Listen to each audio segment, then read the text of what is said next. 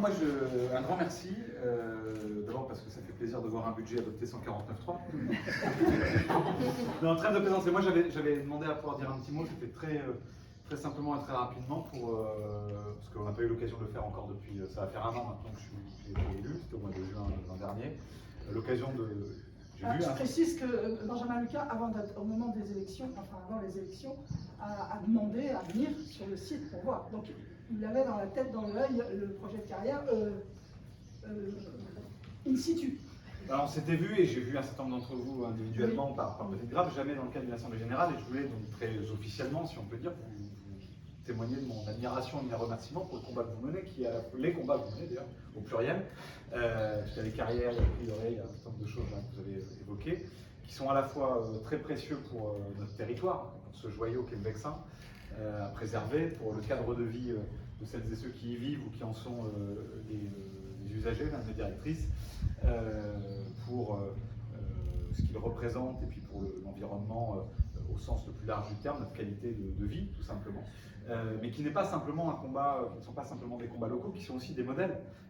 Puisque vous le disiez, il y a, vous rappeliez même la présidente, chère Dominique, je sais pas, tout à l'heure tu m'as revouvoyé alors qu'on se tutoyait depuis un moment, donc j'étais un peu vexé. Tiens, c'est bizarre, j'ai dû faire quelque chose de mal.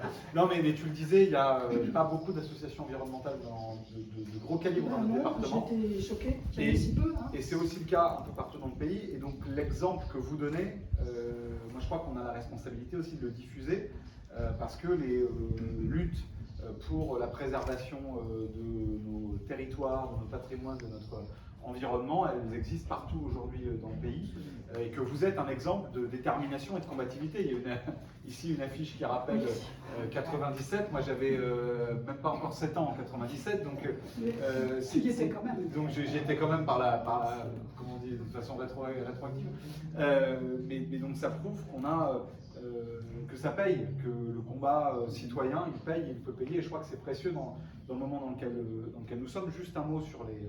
Voilà, je voulais d'abord vous dire ce remerciement-là, dire que moi je suis à votre disposition évidemment comme député de la circonscription pour accompagner, relayer, se rencontrer, puis partager avec vous, parce que la première fois qu'on a cheminé ensemble avec Dominique, ça a aussi été un moment qui est dans une campagne électorale, qui n'est pas toujours un moment où on a le temps de voir des belles choses, de s'émerveiller et de méditer un peu sur la beauté des choses. Ça m'a offert cette possibilité-là en plus. On était au prieuré en fait. Voilà, et on était au prieuré. C'est pour ça que je suis très sensible. Je ne peux pas être là moi le 27 parce que je suis retenu à l'Assemblée, mais sinon j'aurais été là avec plaisir, et je suis à votre disposition pour suivre ce que sont les initiatives, et s'il y a besoin de relayer ou d'autre chose, de faire avec plaisir tout ce que vous jugerez utile que je fasse. Et un dernier mot donc, sur la zone 109, pour dire ce qu'il en est. Moi j'ai tâché modestement de reprendre ce qui avait été fait par mon prédécesseur Michel Vialet sur ce sujet. On a politiquement tout un tas de désaccords sur plein de sujets. Il s'avère que sur cette question-là, je crois que la meilleure chose que j'avais à faire, c'était de continuer le chemin qu'il avait tracé. D'ailleurs, j'avais pris des engagements dans ma campagne électorale en ce sens. Et donc j'ai interpellé avec un petit échange que mon équipe a eu avec Dominique sur les formulations, etc. Nous avons déposé une question écrite. La différence entre une question écrite et un courrier, c'est que la question écrite, il y a une obligation légale pour le gouvernement d'y répondre.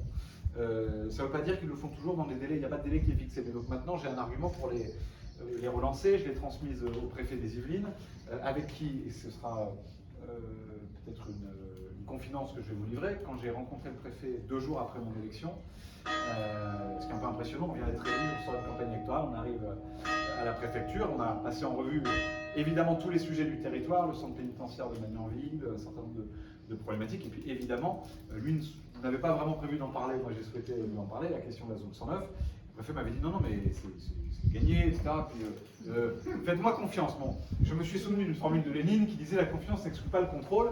Et donc je crois que ma responsabilité avec vous, c'est aussi de veiller à ce que maintenant, Dominique disait tout à l'heure, on a gagné à 87%, que les 13% du chemin restant soient faits le plus rapidement possible, pour qu'y compris, non pas vous arrêtiez ce combat, parce qu'il y a toujours besoin de défendre nos territoires, mais qu'ils se tournent vers les initiatives que vous avez évoquées, qui sont extrêmement positives, optimistes, là aussi. Donc moi je continue à mener cette bataille avec vous. C'est effectivement, je comprends ce que dit le prédécesseur, très difficile d'obtenir des réponses des équipes ministérielles, mais vous pouvez compter sur une détermination partagée évidemment avec vous pour que que les choses évoluent dans le bon sens dans les mois qui viennent. Eh ben, merci beaucoup. Merci à vous. Grand merci à vous. Merci. Le PNR veut s'exprimer? Bah, déjà, ça vient sentir des présentes, c'est pas le PNR. C'est pas le Je pourrais PNR. parler à la place Ah, de elle est là en off. Elle est là. Non, ce que je peux vous dire comme information, c'est que on est dans la même situation au parc, puisqu'on a toujours été parallèlement. La position du parc a toujours été contre pas forcément contre l'exploitation des matériaux, mais contre le projet exclusif de carrière, parce que c'était pas un bon projet et que ça respectait pas ce qui était écrit, les engagements qui étaient écrits dans la charte objectif 2019. Donc voilà, on a toujours eu une posture, en tout cas les élus du parc ont eu toujours cette posture. On a conduit effectivement 7-8 ans de combat. Et également. On a toujours travaillé tous ensemble. Et on a toujours travaillé les tous communes, ensemble, les associations, avec les associations et avec les communes concernées. Je dirais avec beaucoup d'objectivité, de sérieux et de compétences dans les sujets traités. Donc, et effectivement, nous, dès le départ, au-delà du fait que ça détruisait le paysage, les patrimoines, ça réduisait énormément la qualité de vie des riverains qui étaient concernés par le projet de Boureil, on a été très vite alertés sur la question de la fragilisation de la ressource en eau, et on voit 7-8 ans après à quel point la pollution de la cimenterie. la question de la préservation de cette ressource devient et sera à l'avenir un sujet qui deviendra de plus en plus prioritaire. Et puis, bien évidemment, le maintien d'une industrie en Vallée de Seine, qui au-delà des nuisances qu'elle cause, il faut savoir quand même que cette usine, c'est parmi les 10 sites les plus polluants de France, et complètement à l'encontre des trajectoires qui sont données sur la neutralité carbone. Donc voilà, donc le parc et ses élus ont été, je dirais, constants autour de la question de ce projet, des recours qui ont été engagés.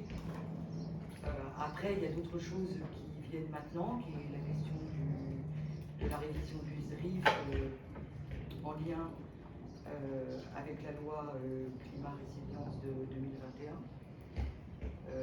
Là aussi, ça pose question, ce SDRIF. On a de toute façon les gisements qui soient sur les gisements de granulats dans les boucles de la Seine ou les gisements cimentiers qui restent dans les documents. Mais en même temps, c'est logique, puisque le schéma directeur doit être en concordance avec un certain nombre de décrets. Donc, effectivement, ça a été dit. La question de ce décret de la zone spéciale de carrière reste quand même un caillou dans la chaussure. Il faut savoir que parmi les décrets qui existent de cette nature en France, il fait partie d'un des seuls qui a une durée illimitée. Donc c'est un vrai sujet, ça restera, voilà, c'est vraiment un sujet tout à fait stratégique. Nous, en tout cas, dans le cadre de la révision de la charte et du renouvellement de classement du territoire du parc naturel régional du Vexin français, on n'est plus classé depuis le 8 mai dernier. Voilà, le classement est arrivé à échéance le 8 mai 2023. Étant donné qu'on est quand même très avancé dans la procédure de renouvellement de classement, l'État est chargé d'être le garant que tout ce qui est inscrit dans le projet de territoire horizon 2040 soit respecté. Maintenant, ce projet 2040, il va faire l'objet d'un examen en commission des espaces protégés du CNPN le 21 juin prochain, au cours duquel au cours de cette commission, nous serons audités. Ensuite, le préfet de région de la région Île-de-France devra remettre son avis d'ici à peu près septembre 2023. Et ensuite, nous pourrons, avec la région Île-de-France, saisir l'autorité environnementale, puisque les projets de charte maintenant sont, depuis la loi de 2016, soumis à évaluation environnementale. Et c'est qu'à l'issue de ces travaux que la région pourra arrêter le projet et qu'on pourra en 2024 lancer l'enquête publique. Voilà les étapes. Et nous, on est très attachés au PNR et on regrette que les PNR n'aient pas plus de mission, de pouvoir d'organiser les territoires de façon innovante, quoi. Dans la charte 2040, on n'a pas encore mis en ligne. Tant que le préfet, tant qu'il n'y aura pas l'arrêt du projet de la région, on n'a pas autorisation de la mettre en ligne publique. On a eu beaucoup d'évolutions du projet qui avait été voté par le comité syndical du parc le 16 mai 2022 à la demande des rapporteurs du Conseil national de protection de la nature et dans le cadre des rencontres qu'ils ont eues dans l'examen préalable avec les services du ministère et de la DRIEAT. Je ne sais pas s'ils t'entendent bien au fond. Je ne sais pas, je ne parle pas très fort. Donc on a amendé le projet sur plusieurs sujets, mais sur des sujets sur lesquels aussi, au cours du comité syndical du 16 mai, on s'était engagé à le faire. Donc il y a eu plusieurs sujets sur le développement de l'énergie solaire, sur la méthanisation, et puis tout ce que nous a demandé les rapporteurs. Notamment, on a fait d'énormes travaux à leur demande entre octobre et printemps sur la traduction territoriale de la stratégie nationale des aires protégées, et notamment les zones futures de ce qu'on appelle dans le cadre de ces stratégies les zones de protection forte au niveau de la biodiversité. C'est comme ça, c'est écrit comme ça. Donc, voilà, on a amendé plein de sujets, ce qui nous avait été demandé par le CNPN, et les élus du parc, les presque 130 élus du comité syndical ont validé ces travaux le 3 avril dernier. Donc c'est cette nouvelle version qui a été de nouveau évaluée par le CNPN et le ministère. Et pour l'instant, on a, sous réserve de ce qui se passera le 21 juin, une prévalence pour un avis favorable assujetti, comme toujours, de recommandations.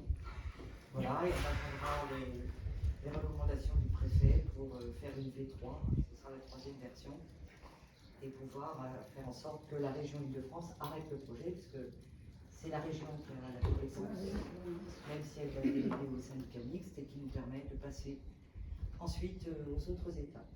Voilà. Qu'est-ce qui doit causer